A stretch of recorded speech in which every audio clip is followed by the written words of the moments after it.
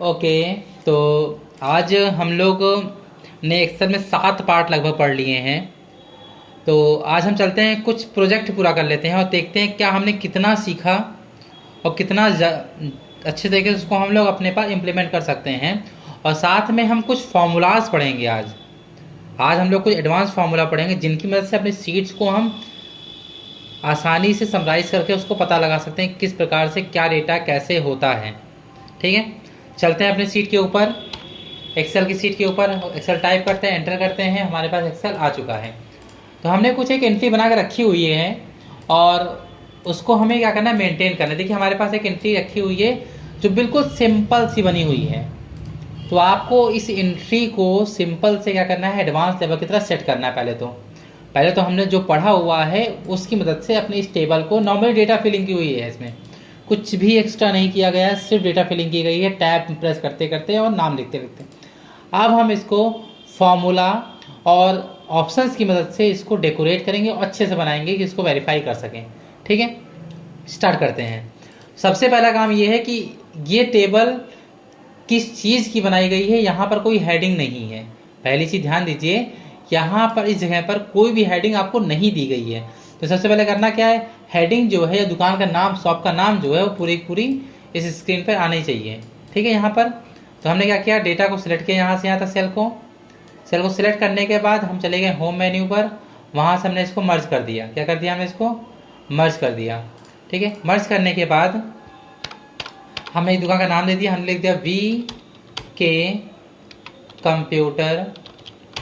Computer zone. हमने लिख दिया VK कंप्यूटर जोन। ध्यान दीजिए फिर से हमने क्या किया, हमको जब डेटा को इस पूरे में भरना था तो मैंने क्या किया, पहले तो सिलेक्ट किया पूरे एरिया को और मर्ज एंड सेंटर, मैंने मर्ज एंड सेंटर को यूज़ किया।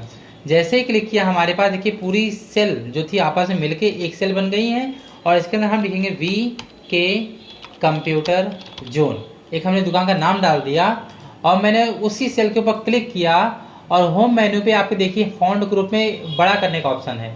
फॉन्ट से आप यहाँ से बड़ा कर सकते हैं। हमने इसको थोड़ा सा 20 फॉन्ट पर सेट कर दिया है और बोल्ड कर दिया यहाँ से, और साथ में हमने देखिए यहाँ से कलर कर दिया। ठीक है, तो यहाँ से हम इससे कलर अप्लाई कर देते हैं इसके ऊपर। ओके, कलर अप्लाई हो गया और फॉन्ट इसका हम चेंज कर देते हैं। यहाँ से फॉन्ट कलर हमने इसका चेंज कर दिया VK। अब बात आती है इस डेटा को सेट करने की। सबसे पहले काम एक कीजिए कि डेटा का अलाइनमेंट ठीक कर लीजिए। डेटा का अलाइनमेंट कैसे ठीक होता है, सेलेक्ट कीजिए पूरे डेटा को। क्या कीजिए, डेटा को पूरा सेलेक्ट कीजिए और होम मेन्यू के अंदर आपको दिया है ये देखिए अलाइनमेंट का ऑप्शन।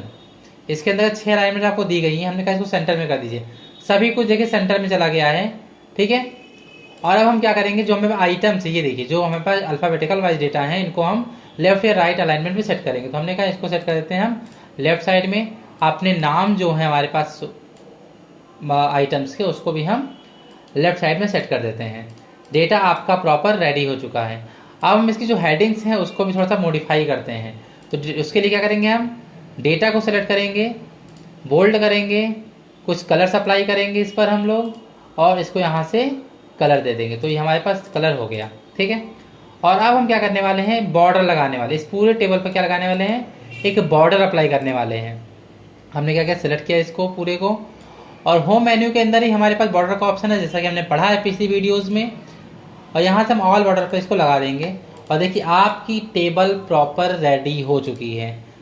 आपकी टेबल प्रॉपर रेडी हो चुकी है। ठीक है, अब हमको यहाँ पर ज्ञात करना है या फाइंड करना है, हमको अपना अमाउंट फाइंड करना है। ध्यान दीजिए, हम क्या फाइंड करना है, हमको यहाँ पर अमाउंट फाइंड करना है। तो अमाउंट को फाइंड करने के लिए क्या यूज़ करेंगे हम लोग, इज इक्वल, फॉर्मूला लगाएंगे, लिखेंगे इज इक्वल। जब भी किसी फॉर्मूला का यूज़ करना होता है तो हमें लगाना पड़ता है बराबर का निशान, और हमें क्या करना है, मल्टीप्लाई करना है। क्वांटिटी पे क्लिक कीजिए।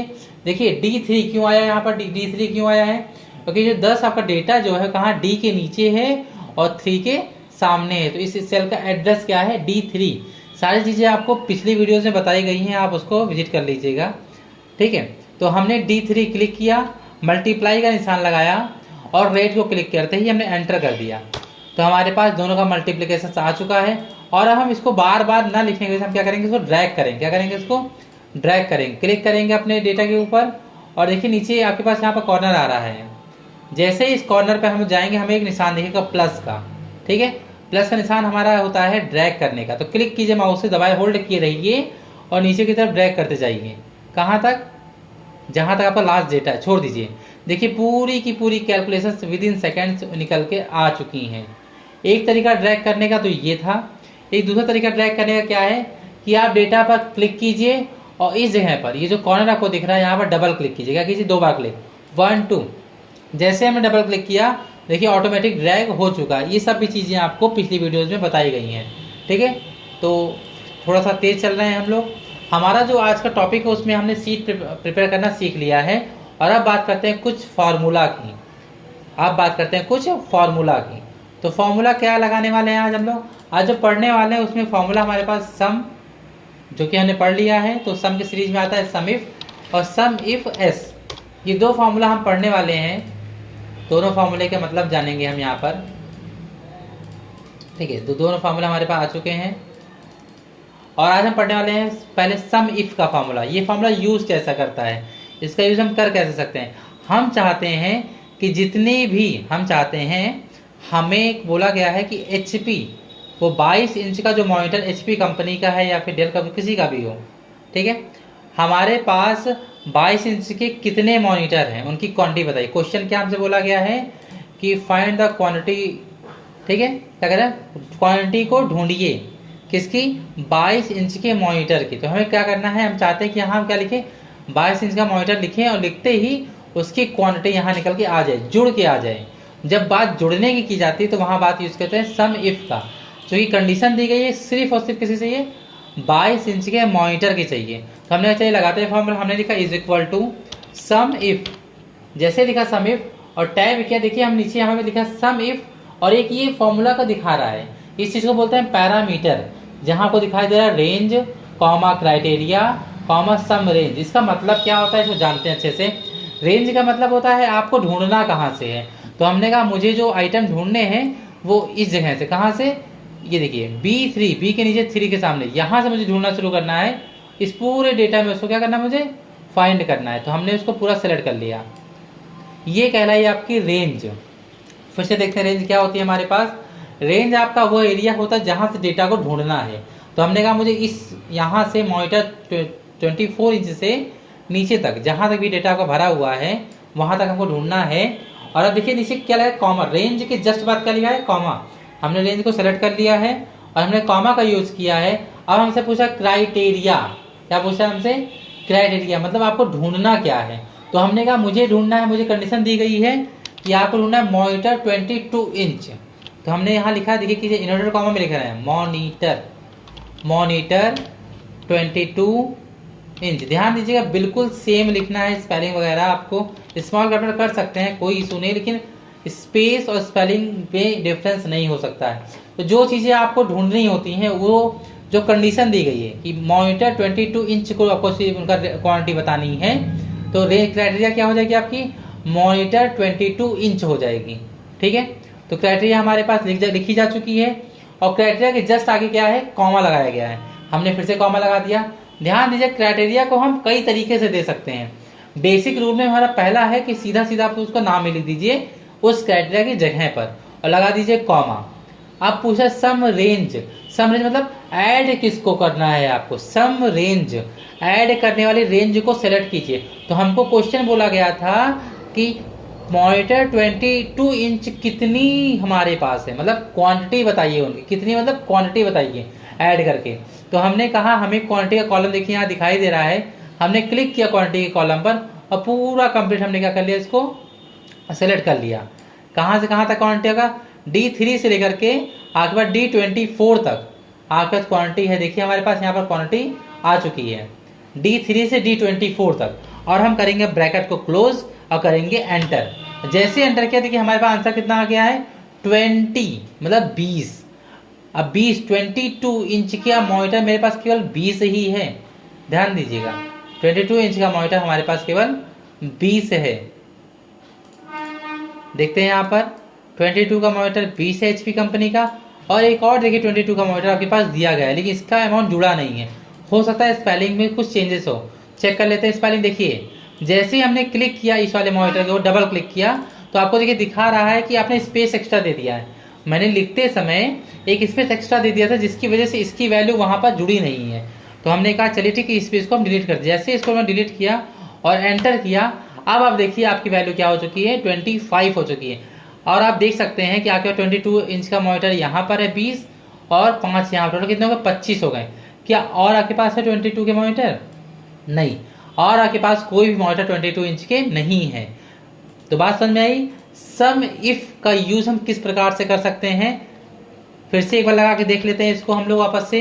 Is equal to sum if, tab button use किया, रेंज पूछ रहा है आपसे, जहां से ढूंढनी है उस एरिया को सिलेक्ट कीजिए, कॉमा लगाइए। देखिए रेंज की जस्ट बात क्या है, कॉमा है। क्राइटेरिया में इस बार आपसे बोला गया है कीबोर्ड बताइए वायर्ड, हमारे पास कितने वायर्ड कीबोर्ड हैं, कंडीशन चेंज कर दी गई। कीबोर्ड वायर्ड हमने किया, बंद किया, इनवर्ट कॉमा, कॉमा लगा दिया। क्वांटिटी हमको ढूंढनी है, इसलिए हमने क्या किया, क्वांटिटी को पूरा सेलेक्ट कर लिया है। ओके, और हमने इस ब्रैकेट्स को क्लोज किया, ध्यान दीजिए, हमने ब्रैकेट को क्लोज किया और एंटर कर दिया। 142, ध्यान दीजिएगा, 142 कीबोर्ड हमारे पास अवेलेबल हैं। किस कंपनी के, सॉरी वायर्ड कीबोर्ड हमारे पास 142 हैं, टोटल 142 वायर्ड कीबोर्ड हैं। किस किस कंपनी के हैं, कितने कितने कीबोर्ड, इसको याद करने के लिए हमें लगाना पड़ता है सम इफ का फॉर्मूला। तो फिलहाल आज की वीडियो में हम लोग केवल सम इफ का फॉर्मूले की प्रैक्टिस करेंगे, जो कि हमने अच्छे से कर ली है। एक तरीका और सम इफ के फॉर्मूले की, वो भी जान लेते हैं। चलिए, ये हो, आई होप ये आ चुका होगा आप लोगों को। अब बात करते हैं हम लोग सम इफ के एक दूसरे कंडीशंस की, कि किस प्रकार से सम इफ का फॉर्मूला दूसरे तरीके से निकाल सकते हैं। चलिए देखते हैं। हमने लिखा सम इफ, और अब हम बात करने वाले केवल क्राइटेरिया की। शायद रेंज में हम लोग क्राइटेरिया बदलने वाले हैं इस बार, बहुत इंपॉर्टेंट है ये चीज़, ठीक है। तो रेंज हमने सेलेक्ट कर लिया पूरी की पूरी अपनी, पहले के जैसे बिल्कुल, कॉमा कर दिया हमने।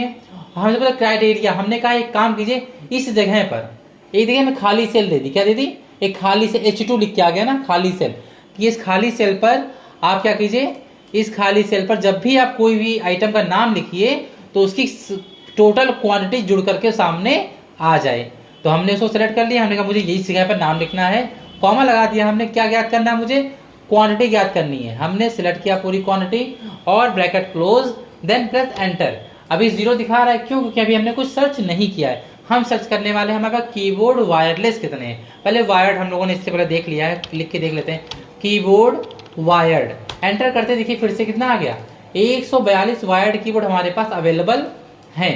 142 कीबोर्ड हमारे पास वायर्ड अवेलेबल हैं। हम रहते हैं माउस देखना, आप यहीं पर इसको हटाइए, हटा दिया इसको हमने, यहाँ लिखा माउस वायर्ड, 55 वायर्ड माउस हमारे पास अवेलेबल है। कितने wired mouse, 55 wired mouse available है। अब हम चाहते हैं प्रोसेसर देखना, सेकंड जनरेशन का कितना हमारे पास है। तो हमने लिखा processor second generation, enter. 14 processor हमारे पास हैं सेकंड जनरेशन के। तो ये फॉर्मूला आपकी सीट को पूरी तरीके से सिंप्लीफाई कर दिया इसने। अब आपको किसी भी आइटम की क्वांटिटी बताने के लिए आपको इस सीट में जा करके ढूंढने की जरूरत आपको बिल्कुल भी नहीं है। मैंने आपको 2 तरीके से क्राइटेरिया देना बताया, 2 तरीके से। एक तो आप इसी H2 की जगह वो नाम लिख दीजिए जिसको आपको ढूंढना है, लेकिन ध्यान दीजिए इन्वर्टेड कॉमा के अंदर नाम को लिखना है। या तो आप उसी जगह पर क्या दे दीजिए, खाली सेल की वैल्यू दे दीजिए, और जब खाली सेल पर कोई भी नाम हम लिखते हैं तो हमारी वैल्यू उसके सामने जुड़ करके आ जाती है। ओके, तो आई होप इस आपको समझ में आ गया होगा। नेक्स्ट वीडियोस में हम सम इफ और भी इंटरेस्टिंग फॉर्मूलोज की प्रैक्टिस करेंगे। ओके, तब तक के लिए थैंक यू।